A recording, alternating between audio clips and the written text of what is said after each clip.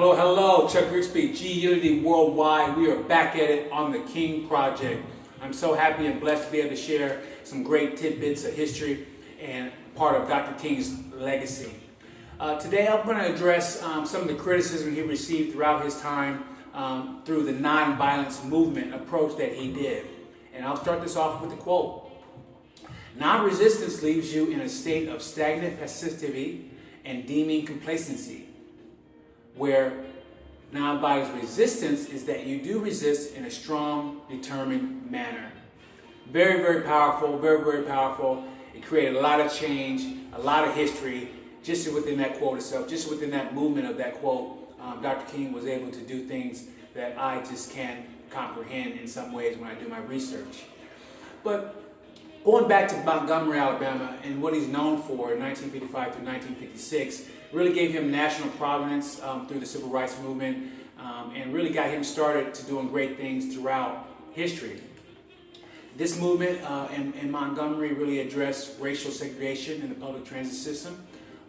The effect caused huge deficits throughout the city of Montgomery and the whole state of Alabama, if you will, when it comes to blacks being really the main recipients of public transportation and them boycotting that for an entire year to create change. I just think that was a very profound movement in history, and just some ways just really admirable to be able to kind of organize something of that magnitude. But within this research, I found there were a couple of firsts in there that maybe some of us weren't aware of. One of the things that I found that led up to, I believe, the success of the Montgomery, Alabama boycott movement was there was a little girl named Claudette Colvin. She was a 15-year-old high school student. She was arrested and handcuffed and forcibly removed from her seat because she didn't want to give up her seat to a white person.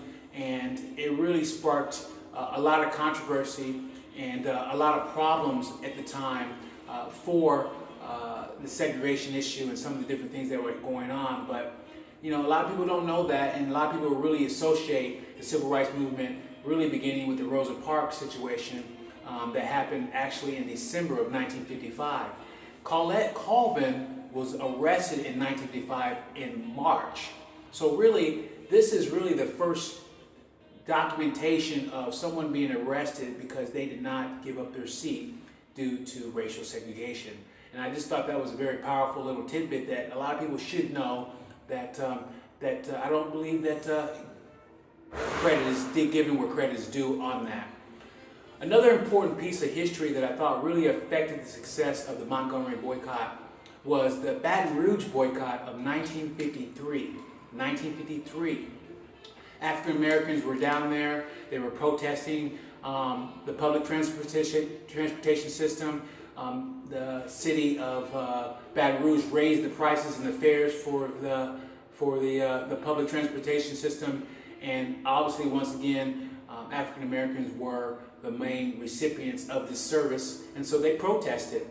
And it was a peaceful protest, but it did get the attention of the Baton Rouge city, and what they did was pass an ordinance for the African Americans to be able to have access to, I believe, the second or third seat, and then the back seat of classification to be able to kind of ride the bus. And then they were able to sit anywhere in the bus as long as a white person wasn't available to that. So they did have the opportunity to be able to sit anywhere they want, but if someone of non-color came onto the bus, they did have to move and adjust their situation.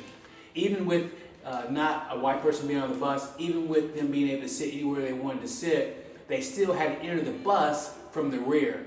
And so this was something that happened, so they created that ordinance and passed it and pacified the issue. But the problem was that the bus drivers themselves, the white bus drivers themselves, didn't really enforce the ordinance. And it was a big deal, big problem, and the bus drivers ended up going on strike. And that became a huge problem because then once they went on strike, the city kind of really reversed the ordinance. They kind of put themselves in a situation where they were back to the original situation that caused the problems in the first place. So what happened after they boycotted, the bus drivers boycotted the boycott and the ordinance, a man by the name of T.J. Jameson really started a first national civil rights movement by having his own little Baton Rouge boycott of the public transportation system. And what happened?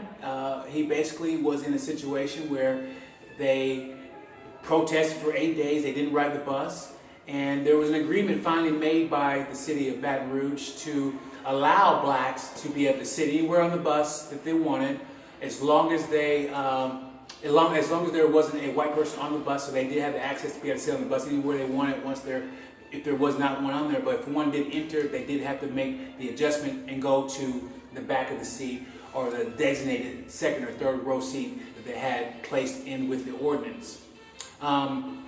Another little tidbit about that was that if there was not someone riding the bus, a white person riding the bus of non-color, they still had to enter the bus from the rear. So, it was kind of, a big change, big improvement, very successful boycott movement by Reverend Jemison, excuse me.